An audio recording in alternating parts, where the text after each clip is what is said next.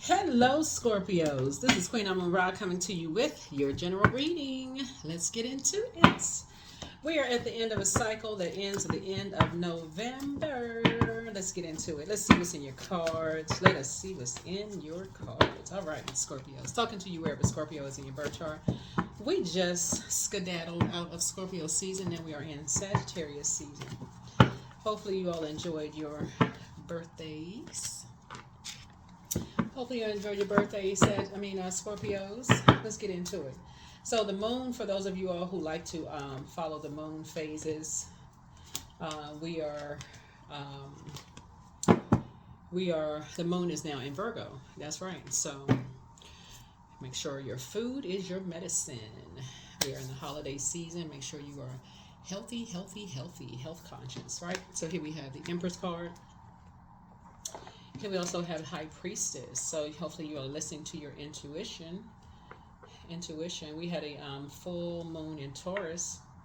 And it was a beaver moon, right? So a lot of emotions may have come up fast, a lot of emotions may have come up fast, like that beaver building that dam in the wintertime, right? And so somebody has to get away from like any emotions that kind of made you upset real fast, where you could have succumbed to passive and powerless behavior or egotistical, materialistic, and forceful, because there's not a whole lot of growth there. So somebody, when you look back, you like, there's not a whole lot of growth there. Getting mad real fast, temper, and all of that other stuff. Looking at it from a higher frequency. So somebody says, okay, not giving any time to it because it causes you loss of money. It can end up costing you a lot of money when you get, when you're around energies where it could end up costing you a lot, right? And so a temper could end up costing you a whole lot of money. And so somebody says, nope, number 9, get to a place where you succumb into passive and powerless behavior or egotistical, materialistic, and forceful. Stay focused, stay focused. So, here's the Hierophant card.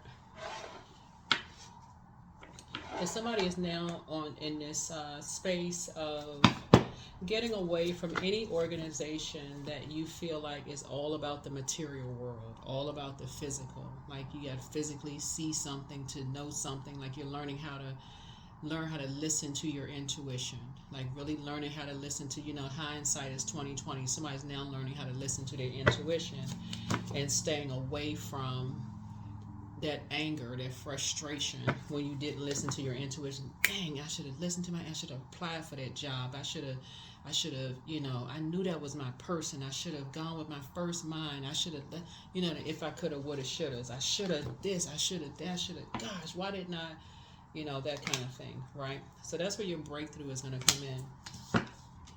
Not just sitting in receiving mode for so long that you kicking yourself later on. So it's just saying you're learning how to get away from a bunch of chaos and confusion, and learning the value of your intuition,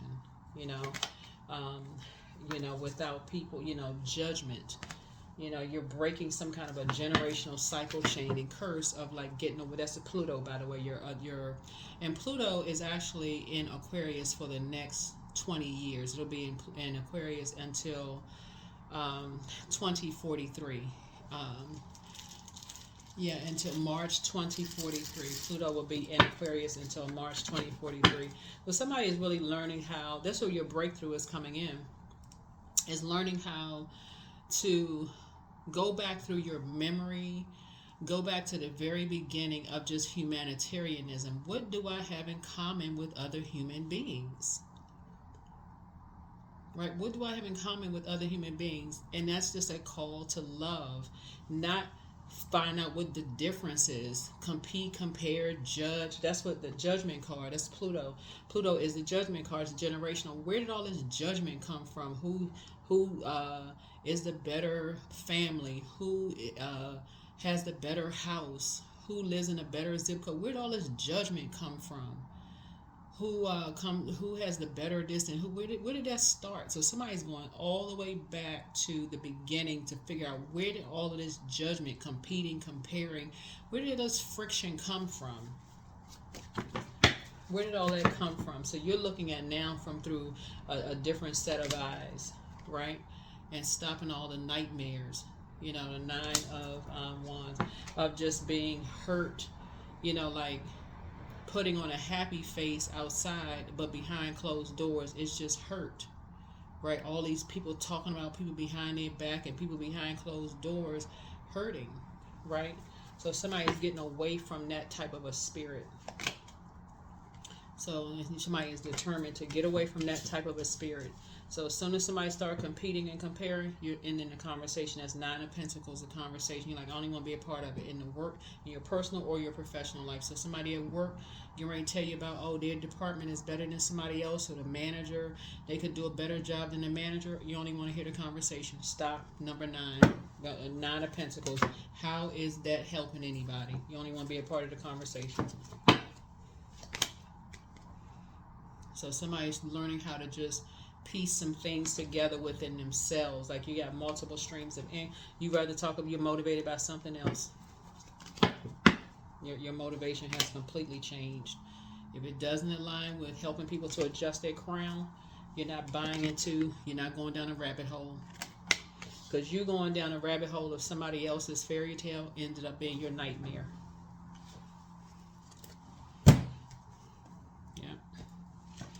Y'all know what I'm saying? Like in the workplace, you hear people saying, well, I can do a better job than they can do. I can be a better manager than they can be. You know, I could be, you end up taking a job and realizing, oh, man, I didn't even realize I was taking on this kind of a headache in this leadership position. I had no idea. I thought I could do a better job than they could. And I get in a position and it's a headache. I had no idea. Competing with somebody comparing, somebody telling you, oh, you was you better than my ex. You smiling and all of this at first until you realize it was a nightmare. You're a better artist than they are, and then you took on a nightmare. You're a better musician. You pray better than this person. You can start your own church, mosque, temple, or whatever. You better spiritual leader. Then you take on something that's a nightmare. Because somebody comparing somebody instead of looking at just from a humanitarian standpoint. Your spiritual gifts are better than somebody else's. You smiling at first until it end up being a nightmare. Where did it all begin? Everybody has their own star to follow.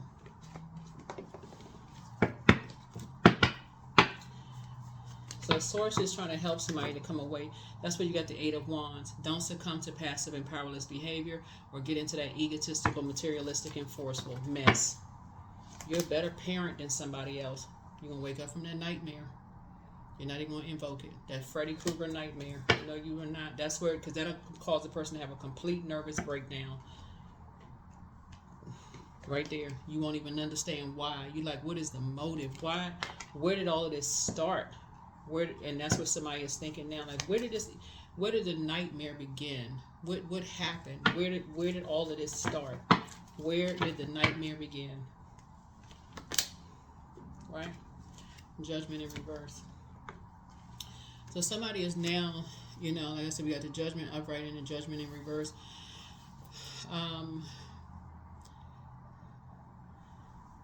So somebody is now just thinking, like where did all of it begin? Like where did it all begin?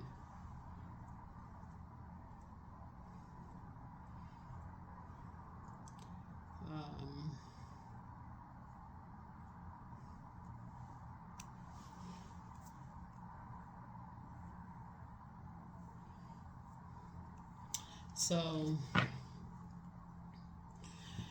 on one hand, somebody feels like they've gone through a rebirth, an inner calling, some kind of absolution. On the other hand, somebody's doubting themselves, who's an inner critic, kind of ignoring the call in their lives.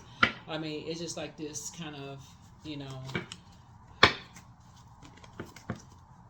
it's just like this inner, that's why you're trying to piece things together. Like you're trying to make it all make sense. Like that's where you're kind of going back through your mind, like trying to break generational cycles, chains, and curse. Like, what side of the family did this start on? Like, what happened? What the heck? But you got good news coming across your path. One of the things, hold on. So one of the things, like I said before, the good news is that somebody's going to stop buying into other people's fairy tales. You can create your own life for yourself. You got your own brain. You can create your own fairy tale for your own life, right? You're going to stop buying into other people's fairy tale. Or at least you're going to start asserting yourself enough to ask questions.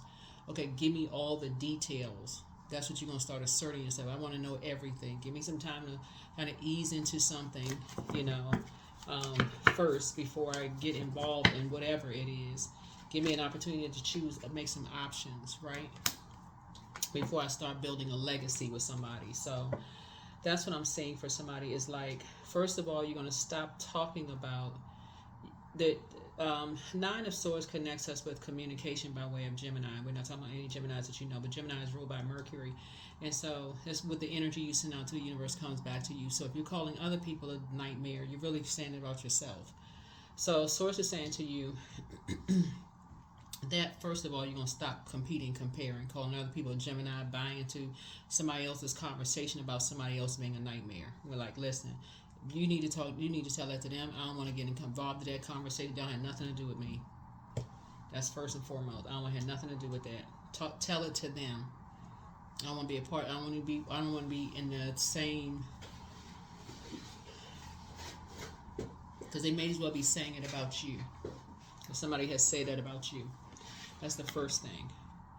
Because you don't want that to be a part of your legacy. That's one. You don't want it even to be a part of your legacy. So somebody's learning how to think ahead. You know, Jupiter is currently retrograding. You don't want that to be on the horizon for you. You don't even want that to be a part of your future. So somebody's starting to think ahead.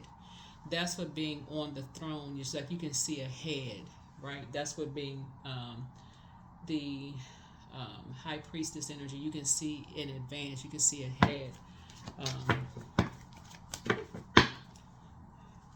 That something will be a nightmare. Here's the Four of Swords. You're finally getting some rest. Finally getting some rest.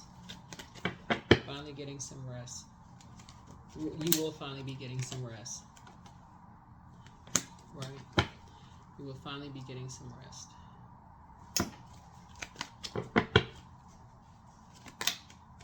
Here's the King of Swords. I'm going into a rebirth. Focusing on your inner calling. Focusing on your inner calling. And just moving on from some kind of an environment that could have caused you to be just being in a poisonous environment because somebody couldn't believe the downloads that you were getting. High Priestess energy for some people could literally, not everybody, when you come to terms with your gifts, it could literally cause some people to think they're hallucinating, even if they're not on medication or ingesting any kind of poison. It could literally cause some people feel like, what is this? Right. The main thing here is somebody's going to get away from the negative conversations. That's the main thing. Stop just waiting on the physical to start piecing stuff together. You're going to start listening to your intuition. Sacral chakra cleanse, right? Somebody's doing a spiritual detox. Much better lies ahead. It's time for somebody to start dating again. Your ancestors are proud of you. Put yourselves first. Your peace is paramount. Crown chakra cleanse. Pour into yourselves more. You have the gift of clairsentience. You pick up on others' vibrations and moods and feelings. It's you versus you. Again, there is no competition. Can't say that enough in my readings, but somebody wants the best for you. Journal your journey. It's all becoming clearer now. There is there's a Libra. There's a Taurus. Hold on. Oops. There can even be another Scorpio. There's a Taurus. There's a Libra.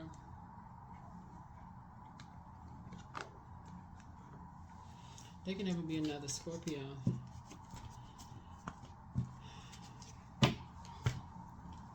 fire sign. You can that sees you as that saw you as competition.